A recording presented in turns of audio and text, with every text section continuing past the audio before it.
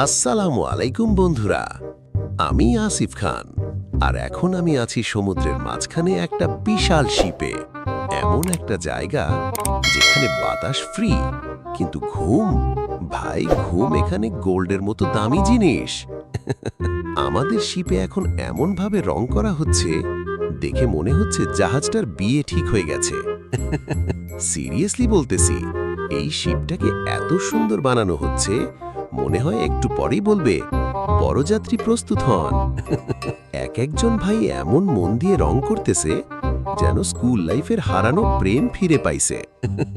আর আমি শুধু ক্যামেরা হাতে ঘুরতেছি, কারণ কাজ করলে ঘাম বের হয়, ভিডিও করলে ভিউজ বের হয়।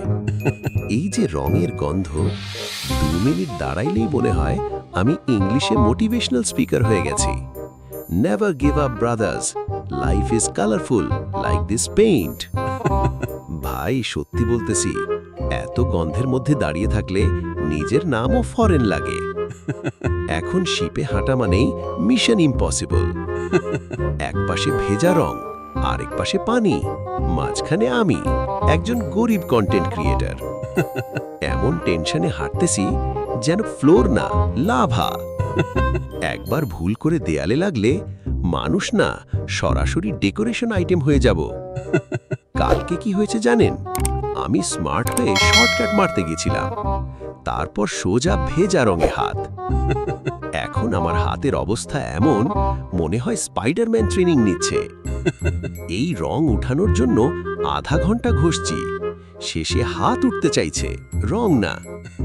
এই যে বালতি দেখতেছেন, এটার মধ্যে শুধু রং না ভাই, এখানে আছে ঘাম, পরিশ্রম, স্ট্রেস আর মাস শেষে বেতনের স্বপ্ন। সুপারভাইজার আসলো, দূর থেকে চিৎকার দিয়ে বলল, আসিফ কেয়ারফুল। আমি বললাম, স্যার কেয়ারফুল তো আছি, কিন্তু আমার ব্যালেন্স স্বাধীনতা আন্দোলন শুরু করছে। ভাই শিপে কাজ করতে করতে একটা জিনিস বুঝছি, মানুষের জীবনও এই রঙের মতো, কোথাও বেশি, কোথাও কম, কোথাও চকচকে আর কোথাও পুরো ফিনিশ। আমার জুতোর অবস্থা দেখেন, আগে ছিল কালো, এখন অ্যাবস্ট্রাক্ট।